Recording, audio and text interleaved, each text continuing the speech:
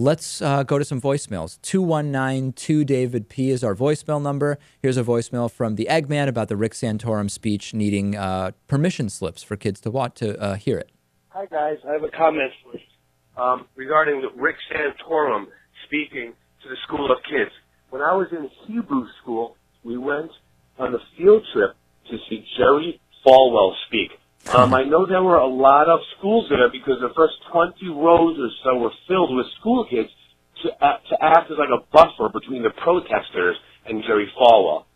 And I just remember people screaming, throwing eggs at the man, chanting, racist, sexist, anti-gay, Jerry Falwell, go away. After that day, I actually might have become a liberal. I might have started doubting God, and I might have become who I was because I saw this just racist, up asshole using God as a crutch to hate and discriminate against other people. When I was a kid, I saw Jerry Falwell, and it made me a better person. All right, so this is an interesting point. Maybe kids would see the Santorum speech, and then it would push them away from that ideology because they would recognize how absurd it is. But we can't count on that. The indoctrination powers of people like Rick Santorum are not to be ignored. And what if there were no protesters at the Santorum speech? Exactly.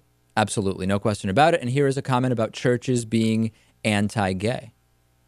Hey, David, this is Ryan Berkman. I just listened to your Monday show and heard you actually concede a point to the homophobic so-called chaplain about the quote-unquote church and its support for marriage discrimination.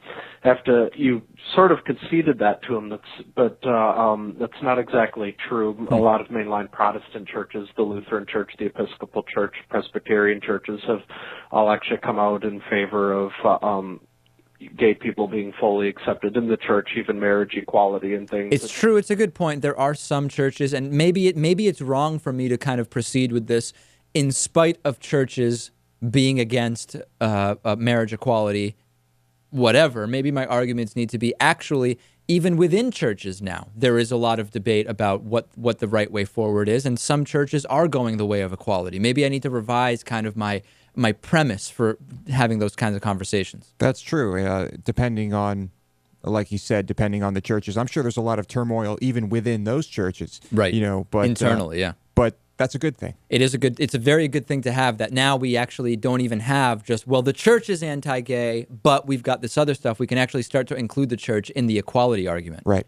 DavidPakman.com/membership. We're mostly funded by individual memberships. Support strong independent media by becoming a member. You get tons of great benefits, including the bonus show, which is hosted by producer Lewis, an archive of programming, and right now, this week, our members are able to buy all David Pakman Show gear at our cost with free shipping for members only.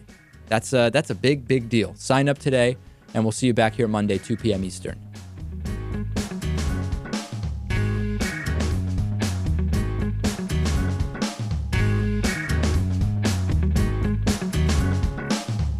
The David Pakman Show at davidpakman.com.